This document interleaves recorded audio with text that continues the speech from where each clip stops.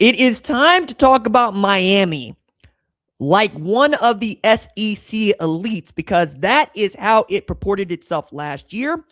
And it has a really staggering record against SEC opponents in the age of Mario Cristobal. Let's talk about the U and what we can expect from it in 2026. What's up, kinfolk? It's RJ Young. I am not on a step mill. If this is your first time watching Adapt and Respond, thank you for joining us here. We talk college football year round. If you're into that, hit that subscribe button, like this video, and answer the question in the comments below.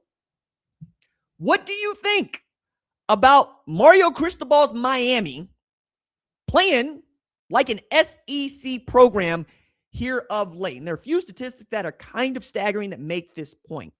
But the show is called Adapt and Respond. It is meant to say, you're going to come out with an offense. They're going to come out with a defense. You're going to get figured out. How do you respond? How do you adapt? The thing for Miami was Mario Cristobal. And I was very loud about this. The thing holding back Miami is Mr. Cristobal being the guy that A, doesn't believe that his team has ever accomplished anything, B, wants it all, only draw it back down to the studs because he's most happy when things are against him, and finally, he stopped making the bonehead plays as a coach. Not calling timeouts or calling timeouts when they're improper. Not doing the stuff that a head coach is responsible for, like clock management. But when all those things are working together, he had the number 1 overall pick in the 2025 NFL draft, Cam Ward. He's got one of the best offensive coordinators in the country in Shannon Dawson, one of the best defensive coordinators in the country in Corey Heatherton. And he had 3 first-round defensive linemen in this year's NFL draft. The SEC had 4. Mario Cristobal is also riding a 5-game win streak against SEC opponents. This is after having beat A&M and Ole Miss in the college football playoff, only to lose to Indiana. And they are tied with Ole Miss for the longest active streak against SEC opponents. Again, 5 consecutive wins. Now they brought Darian Mensah into the fold, along with Cooper Barkate, dynamic duo at Duke, now at Miami. And they're bringing back Malachi Toney, who's outstanding. You can see what they had with Akeem Messidor, what they had Ruby Bang. They're going to replace those guys off the edge, and they were hellacious as a defensive line in 2026. But if you ask Mario Cristobal about his program, he doesn't think that they've done anything because they haven't won anything. They haven't won an ACC championship. They haven't won a national championship. If those are the barriers for success, okay, cool. You have to clear those. I understand. But one of the things that really got under my skin about the run that Miami went on, specifically in the playoffs, was just how Mario Cristobal did not want to talk about the U being back, or how he didn't want to accept the flowers that many people were trying to give him. He would rather that you take your flowers and throw them against the wall.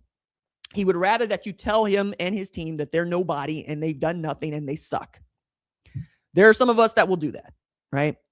I certainly did not think that Miami was going to make a run to the national championship game in 2025. If that's the stuff you need to put on a billboard somewhere, fine. But you can't say 2 things and they'll be true. You cannot say, we don't care what anybody thinks, and then tell us that you don't want to hear anybody tell you that you're good. Because this defeats the purpose of trying to achieve. You know, like, I get the suck is the suck and the process is the process, and work is really its own reward for some. But that is all toward a goal. Now, in his defense, Kurt Cignetti's built this way. He much prefers it when everybody's against them and they don't think they're any good. And Nick Saban was always built this way. He always believes that there's something they can improve on, and he's never going to tell you during a football game you're doing a great job. This is not what he's going to do, right? He's even got a hard time doing it in the post game, and he certainly is not going to do it in the lead up to a game. He's going to point out all the ways in which they are sorry. He's going to point out all the ways in which the public is trying to feed his program rat poison. Again, Mario Cristobal learns how to do this job in large part because he watched Nick Saban do it, and Nick Saban's the best to ever do it. But as I'm looking at this, and I see what they have coming back, and I see what he's been able to build, I really do want to tip my cap to the University of Miami because it felt like they were going the way of the early aughts 1990s Georgia. They're always going to be decent to good, but never good enough to win the conference, never good enough to play for a championship.